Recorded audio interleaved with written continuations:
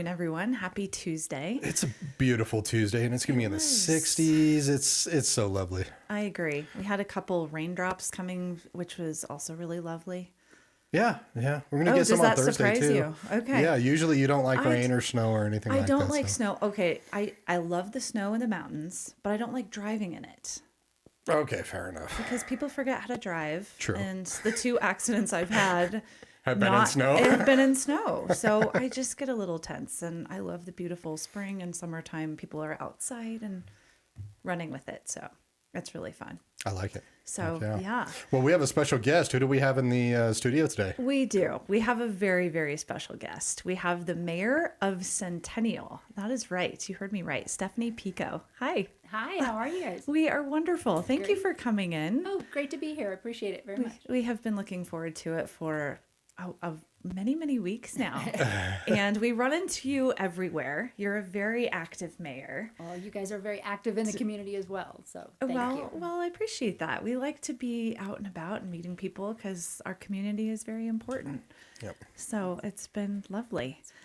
Important to build it. And keep trying. It is. So it was interesting. I was reading your bio, which is amazing. For those of you that want to read more about the wonderful mayor of Centennial, go to centennialco.gov and you can read the whole bio. And you are the 3rd mayor of Centennial. I am. Which surprised me. I am a native to Colorado, and I was like, oh my gosh, I figured Centennial has been around for a hot minute. It seems forever, but yeah, it's only, what did you say, about 20? We're going into our 25th year. 25th year. So 3 mayors at 8 years each is 24. And that means we're going into our 25th. So this September, we'll be celebrating the election that actually formed the city of Centennial, which was 25 years ago. Nice. From September. And then the city actually incorporated in February of 2001. Sorry. Okay. I appreciate the math. I always need a little help. I'm like, at least it worked out even. I'm always happy about that. Yeah, 24 years. Okay, we're good. It did very much. Well, tell us about your journey. Why you came to Colorado. When did you come to Colorado? Yeah. What brought you here? All the good stuff. My husband and I came to Colorado in 2000 in the fall. We had decided we had some business decisions to make, choices to make, where to go, where to get the job kind of thing. And we decided to finally be like, well, let's pick where we want to live and then go get the job. So we had met out here in Colorado on spring break in college and always had an affinity towards coming out. We always came out and went skiing every year. I grew up coming out skiing every year. So we decided to give Denver and Colorado a try. We came out here and looked for houses and ended up in Centennial just before Centennial, right about when the vote was happening was when we found our house. So nice. Did you always know you wanted to get into politics? Not really. I'm just more of a person who kind of goes with that. If you're going to complain about something, you better do something about it. And that's kind of what my dad always taught me. And so don't say anything if you're not going to do anything. So you were a big complainer. And you just... I was going the other direction. Yeah. Okay. So if there's an issue or a problem that needs to be solved, it's kind of lean in and get it and get the work done. So I got involved really quick with my kids' school. They were starting kindergarten in 2001 in the fall. And then we had a brand new neighborhood that had trying to build community in the neighborhood. So I worked with our homeowners there and are welcoming new people to the neighborhood as the houses were being built. And then with the city getting formed, started volunteering at the city with some of the open space decisions that were being made. Ended up being a planning and zoning commissioner for the city for a while, and then ran for city council. So ran for city council in 2011, started in 2012, representing District 4, which is Piney Creek, the east side of Centennial, and ended up running for mayor in 2017. So we've been mayor since 2018. Awesome. Yeah. Okay. Oh, I love it. I'm always curious what makes people want to jump into politics. It's either someone says, hey, you should run, or like, I want to make a difference is usually the two that I heard. Yeah, I think usually if you start showing up at events, if you start coming and attending things, then people start being, hey, you should run. And I was always interested. I just wanted to make sure my kids were older so that they could be home, unattended for at least a short period of time if needed. And then we could, engage with the community a lot more. So Nice. yeah. One thing I wanted to mention to our listeners, if you're listening on the streaming app, there is a button where you can actually ask a question. They're on the app, but if you are on social media, on Facebook, on Instagram, on LinkedIn, you can actually put in a message there. Just put it in or the a comments. question. Yeah, in the comments. If you have a question for Mayor Pico, we will get to them. So And our wonderful producer, Sabino, will... flag us down. Exactly. Yes. Well, I have so many questions for you because I find this journey so fascinating. And I have to just reiterate what you said. It is amazing. So if you are going to have an opinion or complain, as you said, get involved. That is my loving recommendation. I don't care how or what, but know who is running your city. Know who's running your state. Know what's going on. Be well versed and educate yourself and get out and be a part of it. It is surprised how many people don't know the municipal politics is probably what they know the least, because they either haven't had an issue or they don't have a problem that doesn't have them, and you don't hear about it much. It's not as much on the national spotlight. You don't have the same issues. As long as their city's functioning well, they don't tend to lean in a little bit until something happening around their neighborhood makes them pique their interest. Which is really weird because I think that is the most important part. Is right around you. It's in your neighborhood, Exactly. your backyard, It's your where city. you live, where your kids go to school. It's where I've you're always working. found that fascinating. Yeah. I agree. I want to know who my neighbors are, right? I mean, I think that's a normal thing. So it is. I really appreciate how active you are. I mean, we see you at chamber events and at ribbon cuttings, and you're just everywhere we go, people know you, which it just says a lot as you as a mayor and as a person. I've been in office for a long time. But I also have to give shout out to my entire city council is very active in the community. We all come to events across all of our districts, to anything from a ribbon cutting to an award ceremony.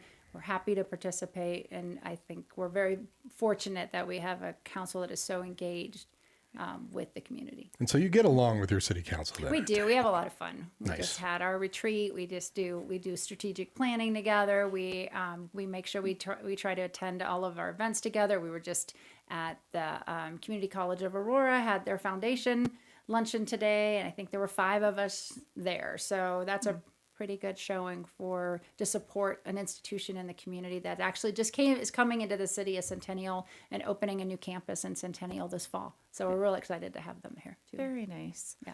Well, I'm curious. You've been in 8 years. What has been, going into it? Let's start maybe at the beginning. When you first were, oh my gosh, I'm the mayor of Centennial. What were your expectations kind of day one, week one, month one? I'm curious what that vision looked like for you in the very beginning. It wasn't, in some ways it wasn't that daunting because I'd been on city council for 6 years. So I kind of had the run of show, if you will. I knew what to expect. I at least knew the names, the acronyms, who the people were that we were involved with and engaged with at the city. So that made it a little bit easier. But it was a different focus to say like, okay, now what are we going to do? And to have a new mayor. We also had a new city manager, and his name is Matt Sturgeon. He's great. I have really enjoyed working with him over the last 8 years. And he was a brand new city manager. So we kind of sat together and said too, okay, we both have an opportunity to take the city in a different direction and a new direction, and really think strategically on what the city can become. We had kind of gotten past that growing pains stage, if you will, of being a young city. And we're ready to, really lean in and see what we could do to become more of a community leader as a city. Of a city of 108,000 people, we should have a very strong voice, especially in the Denver Front Range region. So that was kind of the direction we went with really getting more involved regionally and making sure that we elevated the thought process with what was happening in our city and our community. For the projection that you were thinking in maybe the beginning, even that first year, did you have a certain goal or objective? I never knew there was 108,000 people here. It's funny, yeah, I was going to ask kind of the same thing. Is right when you get in office, is they're like, all right, I need to do this. Exactly. This is my first. This is my priority right now. Or was it okay? I need to learn what. Well, I was very fortunate. We didn't have, there wasn't a crisis. There was no crisis driven thing that brought me into office. I do have a background in technology. I taught technology in the Cherry Creek School District for 14 years to elementary school kids. And had done a lot of site specific tech for the school that I worked at. And so that was kind of my leaning. And as a city council person, helped build the fiber network that the city has. Pushed that initiative forward on city council. It actually ended up being completed in 2019. So that was kind of a great way, to get started and to make sure that that project got finished, and all of the ancillary pieces that were enabled because we had a fiber optic network in the city really added a lot to us, to what we could do. And some of that for me is then I go back to being like, I'm an infrastructure kind of person. I understand what it means to have a good foundation. And I think the tech piece really helped bring to light how we didn't want silos in the city, and technology had changed a lot since the city was formed. It's always hard to go back to, 2001. There wasn't even Wi-Fi, you go back to those things, let alone the cloud, let alone, the activity on social media. All that stuff has changed so much. And the city, since it kind of was structured and built one piece at a time, they had added one technology piece at a time, and they didn't necessarily talk to each other back in those days as they are so integrated now. So that was a big lift across the city, was like re-engineering how we had our IT infrastructure so that we could be a strong city with integrated works that were very easy and more seamless for the constituents to have access to. So we did all that, and fortunately, it was all done before 2020. So we were very fortunate to have all of our systems switched over and upgraded and done in 2019, and that made 2020 a lot easier. Just in time. Just in time, yeah. Right. Just Before in time. one of the major crises of the Yeah, world. that was a definite bump in the planning road, as far as thinking that you had big aspirations for what you thought you could accomplish early on in the term, and my first term ended up being the COVID term. So Yeah, that's not as much fun. Well, that's a very interesting point. I mean, we're going to have a new mayor here at the end of the year. And is there any words of wisdom that you would bestow on whoever's coming in to handle like a crisis? I guess you never think something like that's going to happen, but it does. How do you handle something like that? I think we'd be fortunate that two of the individuals that are running for mayor have been on city council for 6 years. So they have that integrated piece of understanding how the city works, and they have a really good relationship with our staff. So they wouldn't be coming in as a complete stranger to the system. And I think what we've seen and what we saw in 2020 was really, we built a lot of confidence in our staff and how we can operate and how we can respond. And so I have my State of the City, next week, my final one, and it's the theme of that is Centennial's ready. We prepare, we innovate, and we succeed, and that I think can help carry forward the next mayor into anything that might come their way. Nice. Well, we are so excited. We will be there cheering you on with many, many more people. Yeah, how many have a full house. How many people do you think will It usually holds about 300-ish or so. Awesome. So well, yeah, we'll be cheering for you. Yeah. How does it feel that it's your last one? I'm trying not to be too melancholy about the whole thing. I still have a long ways to go. I have until January, and I still have a few things I'd like to see that we can get finished and get done in 2025. So, and especially with the kickoff of everything going into our big celebration. So there's still a lot of work to be done. Sure. But it's great to be able to provide that, update to the community, to be able to, set that tone of, here's what we've done, here's what we've accomplished, and look at what the opportunities are moving forward. So hopefully that will help whoever is coming in next as mayor and who's ever elected onto city council next year, to really feel that they have not only the sitting city council people who will remain in office, that they have their, they'll have their back too, but that we actually have a plan. There are things going forward that are already in motion, and enjoy, learn, absorb, and then go ahead and get to work. It's good to have a roadmap Of those. Some sorts. It's very helpful. It's very helpful. When you went in and were elected, did you have like a good mentor or people that were there to really just help build you up and support you? Well, I had a very strong relationship with our former mayor Kathy Noon, and she passed away last year. So that was very troubling for a lot of us to have to go through. But she was a very good friend, and she was a very good mentor for me, and really did a lot for the city as far as that, building that regional coalition and the regional partners, and understanding that people, when they travel throughout this metro area, they don't really know what city they're in. They don't know when they cross Quebec or when they cross county line, like that they're going from one. They don't think that way. They want us all to work together. They don't want to see a disconnect between one thing and the other. So she did a great job building relationships with Greenwood Village and Lone Tree and Littleton and Sheridan and Englewood and all the ones in Arapahoe County, Aurora. So those relationships were there, and she made it very easy for me to step in to take that and then take it to another level. And so it's nice to have that, and I look forward to having the same opportunity to do that for the next mayor. That is a great point. I actually hadn't thought of that. So I mentioned off air, Josh and I are natives to Colorado. I very rarely know what city I'm in. I grew up in Inglewood, and my address is sometimes Cherry Hills, sometimes it's Inglewood, sometimes it's Denver. The Centennial Airport is in Inglewood.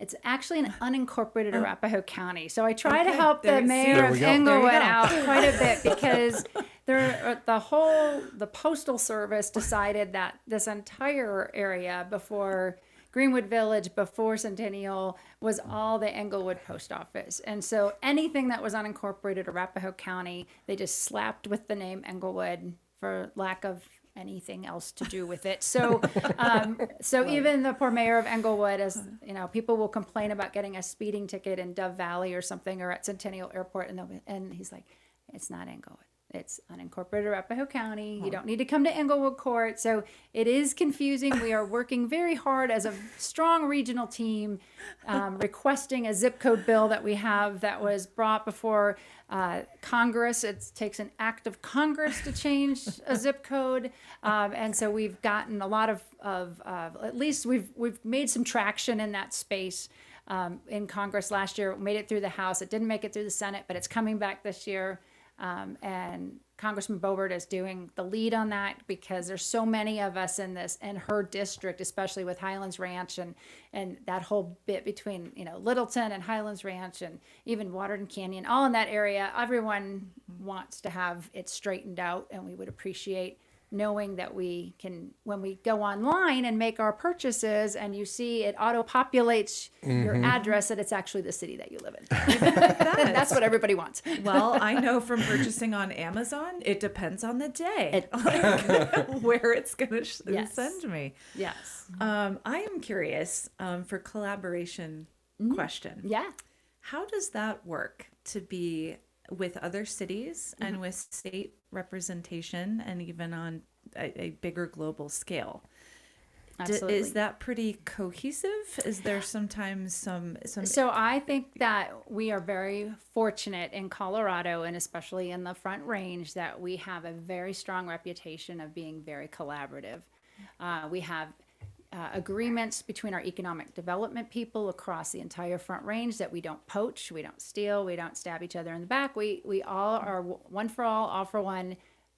Rising tide lifts all boats. So we work together in that way. And we have a couple of unique opportunities with that. We have a Metro Mayor's Caucus, which is one of the only ones we've seemed to have found in the United States, where it was formed 30 plus years ago, 40 years ago, with having the mayors of the Front Range. So there's 38 of us that get together every other month and discuss the issues that are important to municipalities, as it relates to what the state might be doing. And we have a strong voice when we're all together. So we can influence the legislature or the governor's office by taking a position, and especially to educate on how what they might be doing, it might impact a municipality.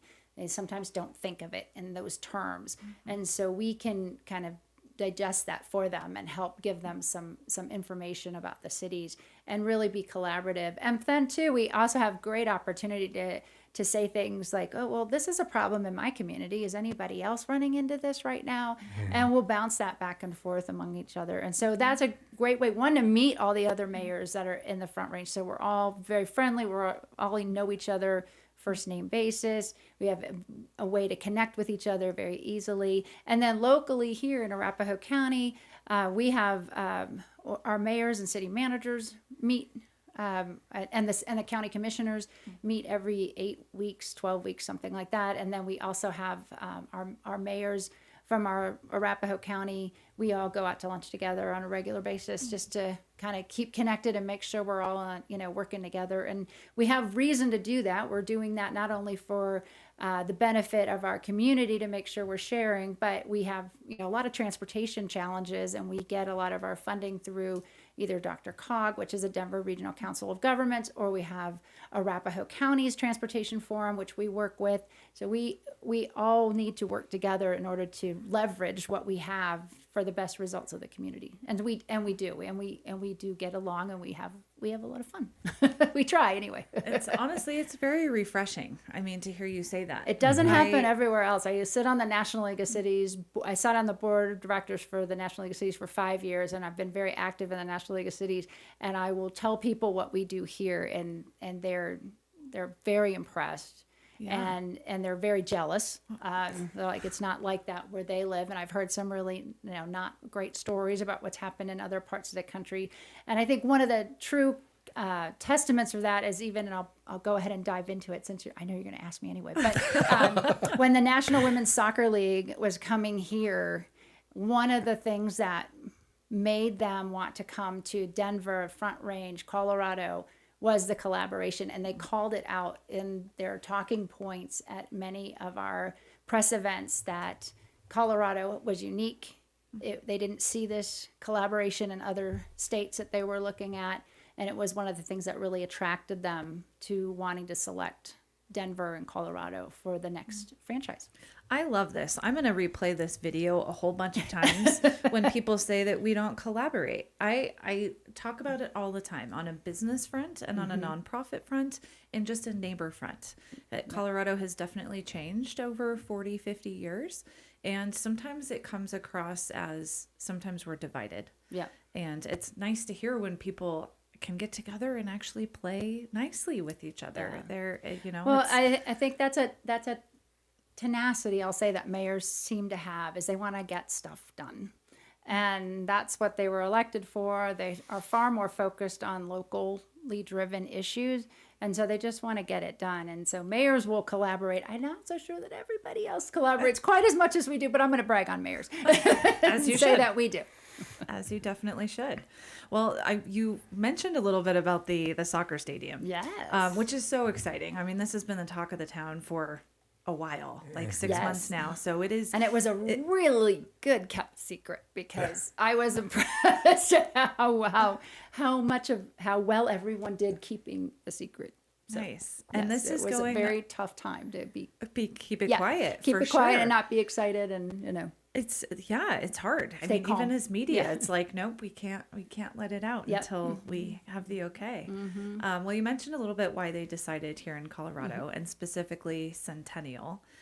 What is that going to mean? What is the impact of them coming here going to be for Centennial? So I think for Centennial and for the region, to have an expansion of the National Women's Soccer League is one exciting, but it's just a new chapter. It's a new chapter for women's sports. It's a new chapter for how to set up franchises. It's been the league is being operated completely different than what you've seen in other expansion leagues.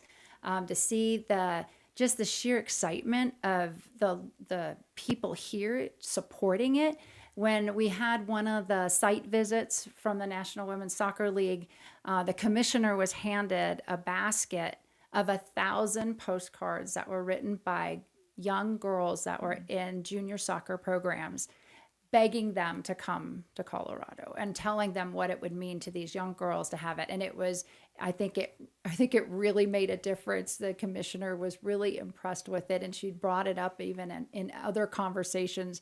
So it did show that the community had the buy-in, and we've sold over 10,000 season tickets for a stadium that's only going to hold 12,000. So if you don't have your season tickets yet, you should go online and go find it. That's insane. Wow. And it was the fastest, and that was in 6 weeks, I think they did that, and it's been the fastest accepted, rate of sales in any other franchise that's come in. So I think they made the right choice in picking Denver, and for Centennial, it's just a great opportunity for us to collaborate, to have another professional sports team, right here in Denver South. It's, we've got the Avalanche, we've got the Broncos, and now right next to the Broncos will be the NWSL team. And to have a premier athletic facility that was designed and built specifically for female athletes to get training and to have the appropriate workout ethics that they need to have peak performance. It's just exciting. And then you'll have young women in our area being able to emulate, professional women athletes. And I think that'll send a very strong message. We already know that soccer is huge in our state. It's very popular, especially among women and girls sports. And so having the Cherry Creek School District as part of that collaboration, being able to bring in those young athletes right into that area and utilizing the same facilities is really going to be spectacular. I was curious, actually. I went to Cherry Creek for high school. Yep. I won't say how long ago. But I loved it. And how did they get involved? What was that relationship? How did that come to fruition? So we had a conversations originally with the NWSL about the property that we had available in Centennial, that we were trying to work and figure out how to best utilize that property. And they were looking for additional partners because they knew they needed to bring in this temporary stadium, but nobody wanted to see something like that just be built and then disappear. Mm-hmm. And was there another partner that might be able to utilize the space? And it's right also near the Cherry Creek Innovation Campus, is just, not even a half a mile down the road on Broncos Parkway there in Potomac. And so we introduced them to the Cherry Creek School District and brought them into the conversation and thought that there might be some synergy there, knowing that Cherry Creek is a strong athletic school district that has very good teams that always want to play, and they have just a challenge in finding fields and in finding facilities for all of their students to be able to perform in and to perform fairly. Like, everyone wants to play in a stadium, right? Like, it's not as much fun to just be out on a field. You want to have a stadium, you want to have an audience, Stutler Bowl, people, that's right, cheering. And so they are able to take, the opportunity to partner in with this, and not only for the stadium, so that the use of some of the fields will be there for the school district. They'll also, once the stadium loses its temporary status, when Denver builds the new permanent facility for the team, then you will have a stadium that it's modular, so it can be downsized to fit what would be needed for high school sports. And so now you'll have all of the teams being able to have the opportunity to play in a facility that has people cheering them on. And because it's close to the Cherry Creek Innovation Campus, the Innovation Campus has pathways that are sports medicine, that are physical therapy, and they can tie those students into the women's program that's over there to help them work with professional athletes, like in real life, and see what real job experience and internship kind of things, possibilities are there. So they'll be great for them. How long was the process working with NWSL? And, you said you had to keep it quiet. Everybody had to keep it quiet. So I'm curious how long it actually took until it's like, okay, we can announce this. It was over 18 months. I would say from the time, all credit to our city manager, Matt Sturgeon. He'd seen the article about the fact that they were looking for expansions, and that, there was a group from Denver that was looking for it. And And he, reached out and said, well, we've got people who'd like to talk to you. And so I was kind of brought into the fold, and we started having more conversations, did a couple site tours with the NWSL. All of that happened, very under the radar, to say the least, and trying it because it was very competitive between some of the other cities across the country that wanted the team as well. And it has a very big franchise opportunity for our local venture capitalists that pulled all of this together. So, it was a big lift from, not necessarily from me for sure, but I was just out there smiling, waving, and showing everybody what a great region this is to participate in and how supportive our community would be. Nice. Can I ask some of the other cities that were in contention? I believe Atlanta, Cleveland, things like that. So different parts of the country for sure that were. I'm glad we have it. It's another big win for us too. I mean, we just got the Sundance Film Festival up in Boulder too, which is That's true. awesome. We have a lot of people. Yeah, I mean, they're already coming anyways. Might as well give them something to do. Right. So, I mean, there's no stopping. No. This state can't. It keeps growing exponentially. And when is the stadium expected to be completed, open, ready to go? The first game will be, I believe, the first weekend in March next year. So it will be coming out of the ground very quickly here. Have they started? The planning pieces are put in place. They are working on all of the infrastructure details before they can break ground, and I believe we'll be breaking ground in June for the stadium. But it is modular, so these are the types of stadiums that they build for like Olympics and things like that, where they know it's not necessarily designed, but it will have, from what I understand, there'll be suites and everything. So it will feel like a very, very permanent stadium, but it does have that aspect of it to be modular so that we can right size it when we need to. Okay. Do you think it is possible or probable that it will move to a different location? Well, Denver has proposed Broadway and I-25 as the permanent site location. Okay. And so there's a time frame that's allowed for that process to go through to build a permanent stadium. I think they're kind of emulating it after Kansas City. So the Kansas City team built the first women's directed professional sports stadium ever, just for women. And so that is what the NWSL is expecting from Denver as well, to have a stadium that is dedicated just to women athletes. That is amazing. Well, I'm pretty excited to have it here. I'm trying to picture that on I-25 and Broadway. I know. I closed my eyes. I'm like, where is this? It's the Gates area that was the Gates Rubber Company. Yeah. Okay. So Gotcha. the thought is to have an entertainment district along that, and having light rail access is obviously a big plus for that type of stuff. Definitely. Nice. For those of you just tuning in, we have Mayor Stephanie Piko of Centennial. If you have any questions, definitely send them in. It's very exciting that we have you here. I am curious. I love to look back on my life and say, what have I learned? Would I have done anything different? I'm curious with those two questions, if there's anything that you would have done differently, and if so, why? Oh, I'm sure there's always something you wish you would do. Or you can say, I'm amazing. I did it perfectly. If I had to say, I'd be like, I wish I wouldn't have gone up skiing and tore my ACL right after Christmas, in 2011. That would be one, but shouldn't have done that one extra run, kind of thing. Better. But, I think I'm glad I got involved when I did. I'm glad I had the opportunities that were presented to me. I have found this community to be very supportive of people who are interested in running for office, who want to get involved. You don't see that in a lot of places either. So there's a lot of support factor here that's encouraging.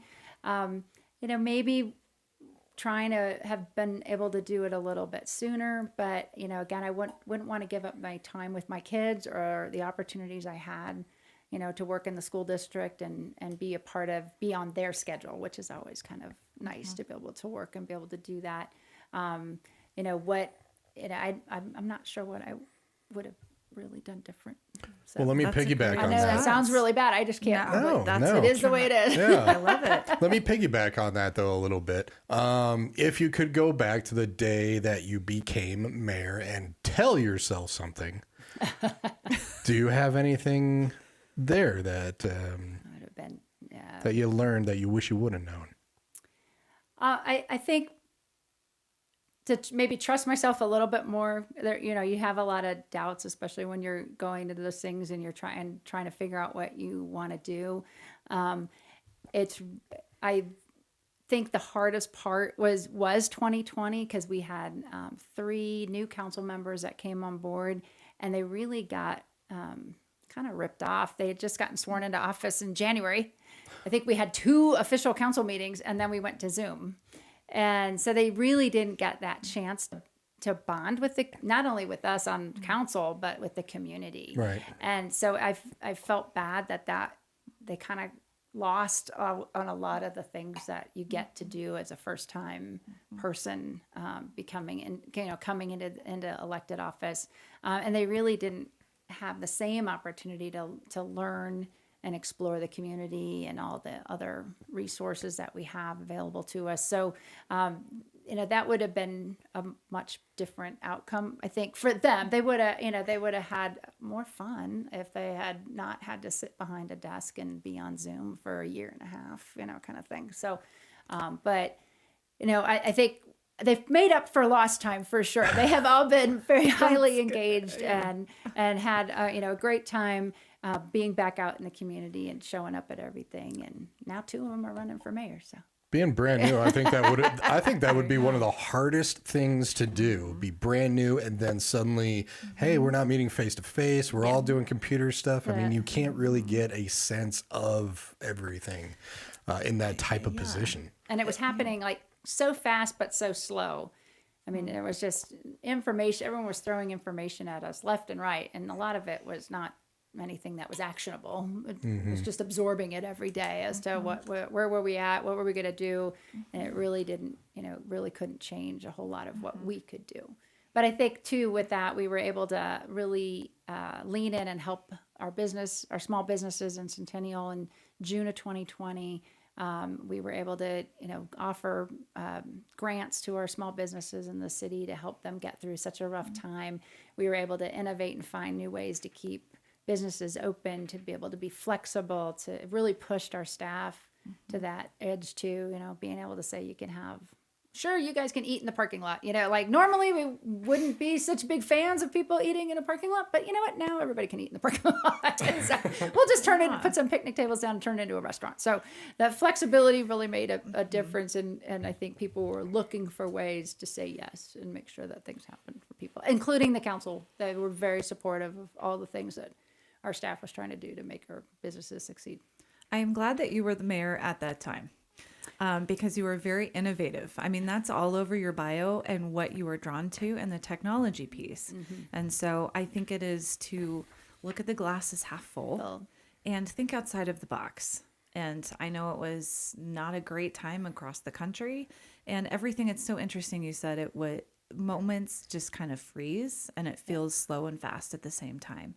And we are, I think, just as Homo sapiens, we want to have community and to be out. And when it's like, no, you are stuck behind your computer 24/7 and you can't go hug someone or say hi or go meet them in a restaurant, whatever, in businesses and schools, I felt so terrible and bad for our youth you have your 2 kiddos and it was a hard time, but it made us realize, I think, as people and as a community, we can't wait to get out. Right. And so you get that stir crazy. And we did a lot of things to work to re-engage the community with each other. So we set it up with, once, things kind of normalized, we had Centennial support from our city council to start a community grant program. So we have grants now that are available to neighborhoods to even just throw a block party if they want to throw a block party, or a larger grant if they want to do a big neighborhood improvement, like change out the landscaping in the front of their community to bring people together. As long as they show some buy-in that they're going to participate, we don't do it for them. We just help support the event that they're trying to push through.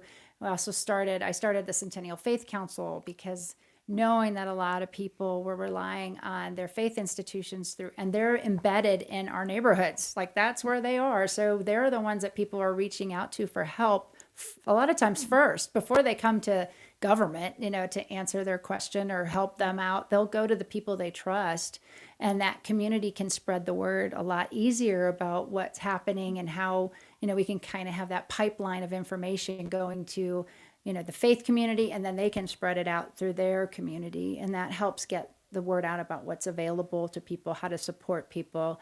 And that ended up, we started the Centennial Arts and Cultural Foundation. Myself and a couple of other council members did that. And we've brought the community together around pieces of art out in the community and trying to have the community participate in community art. Working through that this past year it's been will be 5 years next year. So in the last few years, we've really done a lot of great activities in the community to help bring people together, and hope to continue doing that. For sure. Well, we thank you so much for doing that. Especially on the arts. I mean, our whole platform was started thanks to Josh here, who said Colorado musicians need a voice, and the artists, they need to have their spotlight because there is so much talent here in Colorado.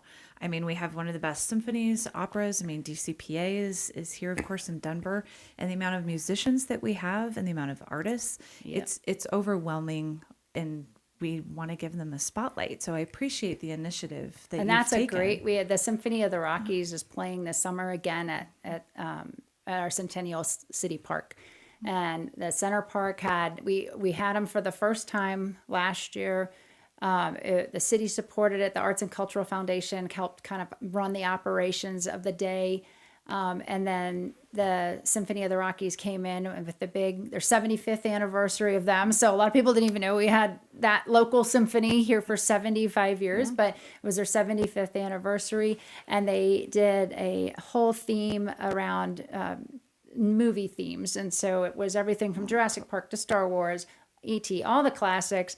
And I think the most exciting part of that afternoon, one, weather was perfect, so we couldn't have asked for a better day, but the kids came from the playground to come over to see. They heard the music, they know the music, they were so excited about it, and they were all hanging over the walls, like watching the symphony play. And it's just such a great opportunity for them to, have that experience of being like, these are like real instruments with real people playing them, and they're making the sound that I love, that I know. And I thought it just, kind of came out of my digital player, but no, it actually comes from these well-trained, experienced musicians that are very proud of the work that they do. And it was one of the largest crowd the symphony's ever played in front of. So they're coming back this summer at the end of August, and so that'll be another thing to look forward to in our Centennial Center Park. And this is out the Arapahoe one with the stage. Right behind City Hall. That's a great location, great area too. Venue. I've been there a couple We times. love having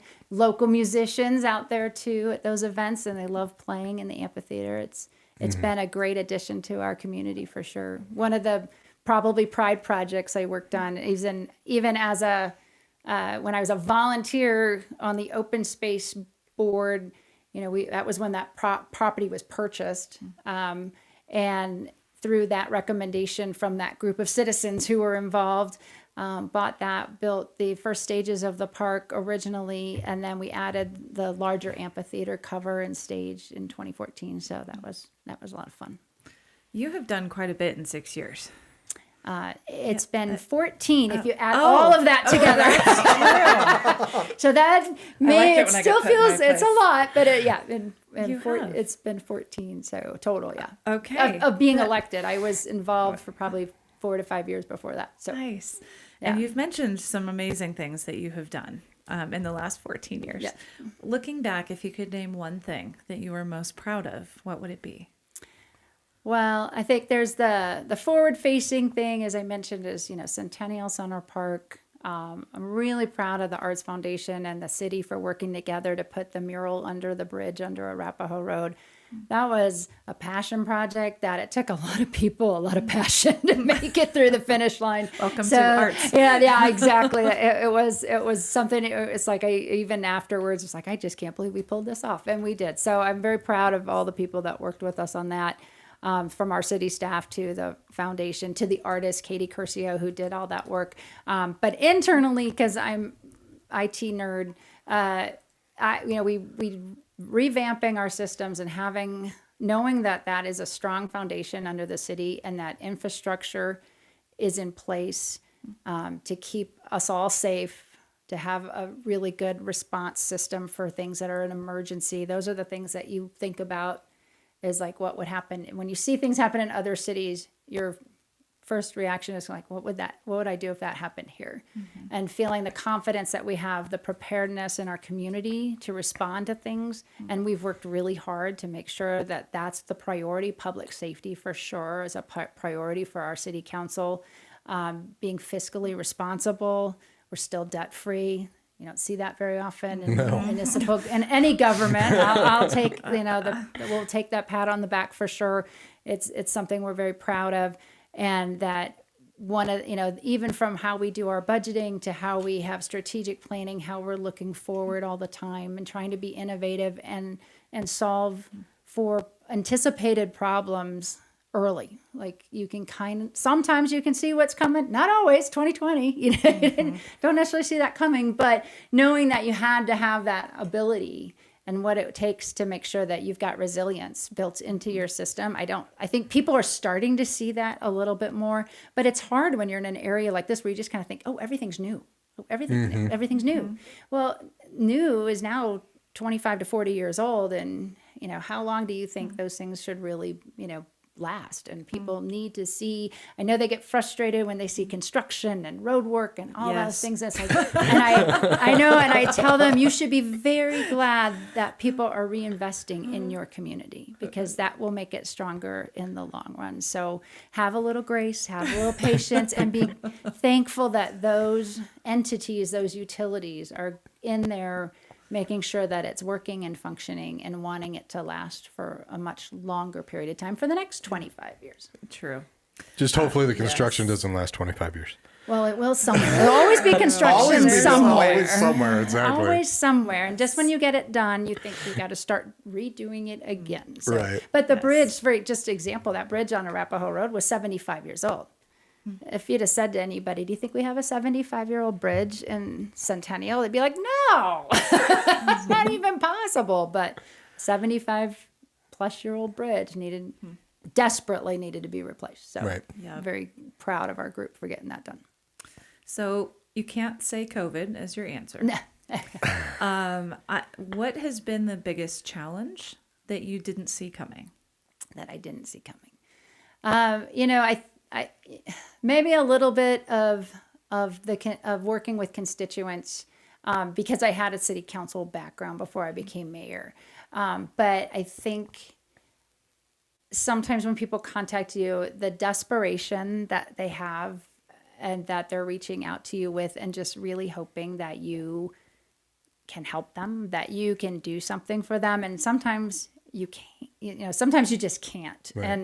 And it's either not your space, or it's not something that you even have access to. But when I haven't been able to be the person that can help, I try to work to get people to the place where they need to be to get the help. And some of those desperate cries, they do go unanswered, and that's a really hard thing, because it is personal at that point when people are reaching out to you. They're really asking, they're pretty desperate if you're the mayor is their person of last resort for assistance. That tells you the level of need that they might have in their community and in their place. And so you hope that you can make a difference in those lives. I completely echo that. I've been involved professionally for 15 years in the nonprofit world, and it's challenging. And I am curious, after your time in politics, and don't know where you're going to go from here. You might stay. Have you found that you have softened or hardened? I think I've shifted. I would say the filter's a little bit different. At first you have that kind of knee-jerk reaction when you hear of something, and you have to jump on it right away.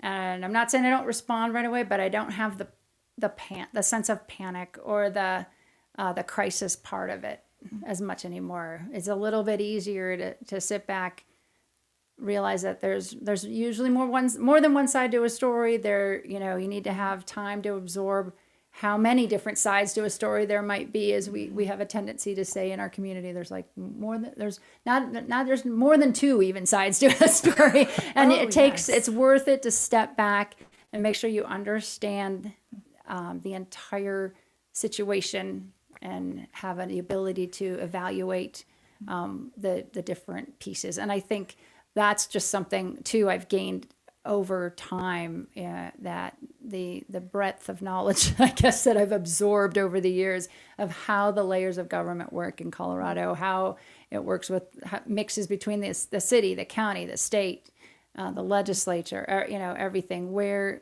do you go to try to get things and people connected to the right solution and the right answer? And that's something I've learned of just over, through osmosis, I guess, over time. It just absorbs in. But so I'm hoping whatever I can do next helps me use those tools that I've gained and my understanding of how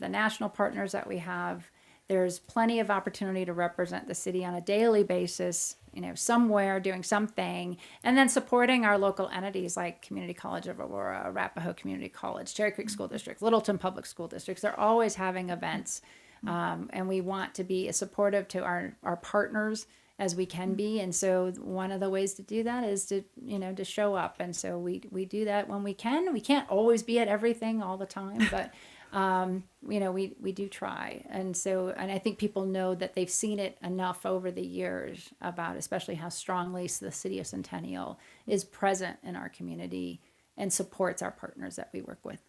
Well, you have the State of Our City coming up next week. Am I Yes. saying that correct? Yes. State of Our City? Okay. What can people still come? Are tickets still available, or is it done? So the State of the City is actually an event sponsored by the Centennial Rotary Club. So you Okay. can go to the city's website or the Centennial Rotary website to look for tickets. I'm not in charge of it, Okay. so I Good don't for you. know if Okay. Good. all the tickets are sold. I know they do a lot of tables and individuals, and so if you contact the Rotary Club, they can help figure out if there's any individual seats left at the event. Nice. It's at the Wings Over the Rockies museum that's at Centennial Airport. So it's very nice. It's a fun location. It's a great view out those big doors when they can open those up. And our theme is Centennials Ready, and we're prepared, we're innovate, and we succeed. So hopefully, again, like I said, it'll be a nice way to sum up and wrap up and present the next 25 years for the city of Centennial. Nice, but you still have work to do. You're not off the hook yet. I'm not off the hook yet. Yeah, Yeah, I think the pressure point will be off after the State of the City. That's like the last the big official hurrah. We're very fortunate in the summer we have our Colorado Municipal League meeting. As will be a great opportunity to gather with all the municipalities across the entire state of Colorado and really dive in on some issues, but also for me to get a chance to see a lot of people that I've worked with for a very long time. Yeah. And at least give them all a hug and wish them all the best.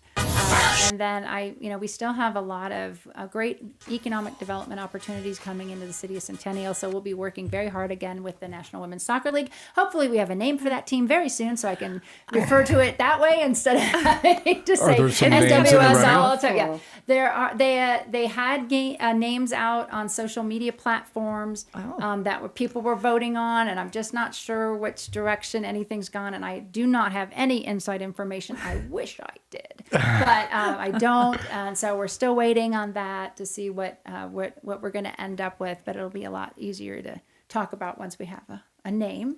So there will be working very hard to make sure that project continues to go smoothly in the city. And then we have. I'd like to. I'm working right now, and hopefully my staff's listening because we have such a strong aerospace community here in Centennial, and we've had some great companies moving into Centennial, and Boom Supersonic is here, and they are doing exciting things, and we've got By Aerospace at Centennial Airport doing electric planes, and we have satellite companies like True Anomaly and Augustus like building satellites right here in the city of Centennial. And now we've got Beehive Industries that's here, and they're all just making this synergy in this area so exciting, so attractive for our young people to stay in Colorado, because they can go into these additive manufacturing experiences and businesses and industries. And it's just, it's an exciting direction to grow for the city to grow. And I'd like to make sure that we're trying to bring those groups together, and, somewhat of a aerospace roundtable, if you will, for the Denver South area, to really bring these communities together, because there are small business owners. You think, the big guys like United Launch Alliance, obviously they just launched a rocket last night at 5:00, which is very exciting. Not in Centennial, it's down in Florida, but we're always cheering for them. Lockheed Martin Spaces out here too, and they're building, and we've got it's an exciting time in that industry, and it should be something we utilize to attract young people and get them excited again about what the future holds. I agree. Well, if there's one thing you can tell, I know we're wrapping up. If your constituents, I think that's what we're called. Yes. Yes. If you could tell us one thing or two things, what would that be? I would say, don't throw your local government into the same realm as what you see happening at the federal or state level. Get to know your local elected officials, because they are just your neighbors. They are the people you run into at the grocery store. We're just like you, just lived in the neighborhood and decided to step in a little bit more. So, show up at a district meeting, show up at, a city meeting, and make sure you get a chance to meet us in person, because we're really nice people. We like to have a good time, and we like to know who our neighbors are. So there'll be a lot of events over the summer. We've got community events in each district. So we have little kind of city picnics going on at every district level. And then our big event is Centennial Under the Stars at the beginning of August. And that, is a great opportunity to have 5,000 of your closest friends together at Centennial Center Park, which everyone keeps promising me that it's going to be a lot of fun this year because it's my last one. Good, as it should be. As mayor. So. It's this is. I'll still be coming as a resident, but. Yeah, I know. Okay, sorry. Go ahead. No. Go. I know you've been asked this before. Yes. And you still have 8 months-ish left, so it's not over yet. But so with this question, you can't answer the same that you ever have. Okay. What is on the horizon? Yeah, you took mine. All right. I know. Great minds think alike. So with that, I'm actually preparing myself for whatever opportunity might present itself. So I have worked locally to try to make myself ready. I had to put a resume together, which I haven't done in a really long time. Trying to be out there and talk to people in the community and see what, be open to whatever opportunities might present themselves, and be excited about it. So I'm really hoping this summer I can, sit back and enjoy, but also start, leaning in a little bit and maybe into some different realms and maybe think of something that hadn't even popped into my head yet. So nice. I hope something's out there that presents itself. And I don't, like I said, I appreciate all of the knowledge and the experience that I've received over the last 14 years on city council. And it is unique. It is something that not a lot of people have an opportunity to bring to the table. So, I'll try to sell myself out there a little bit and see what happens, what the opportunities present themselves. Okay, I have one last question. I know we're over. I'm No, sorry. no, you're fine. What would you like your legacy to be? Wow. Oh, man.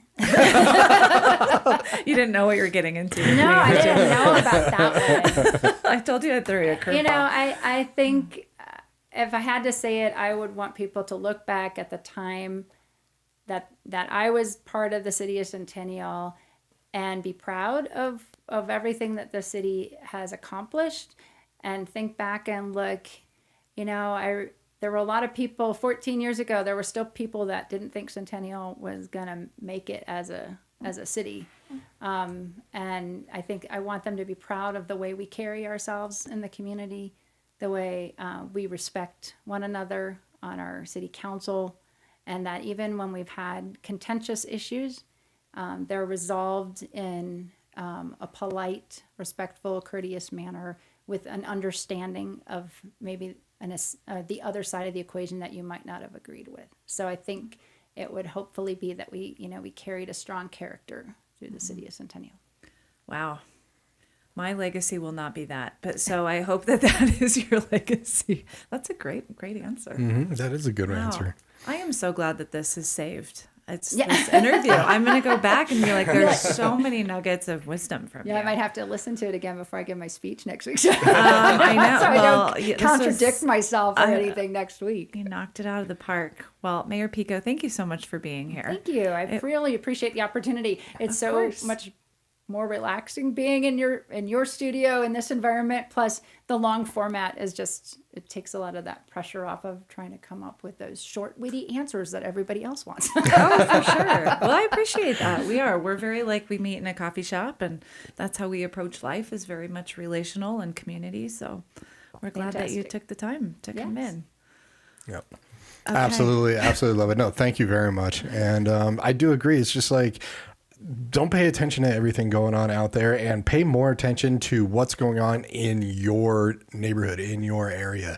It's amazing how much that gets overlooked. So I agree. And there's a personal side to it. And I think if you, step back and get away from the keyboard, get away from the phone, go out and be there in person and talk to people in person, it really takes a lot of the tension out of the conversation. And I think it's great that now I think so many people just crave community.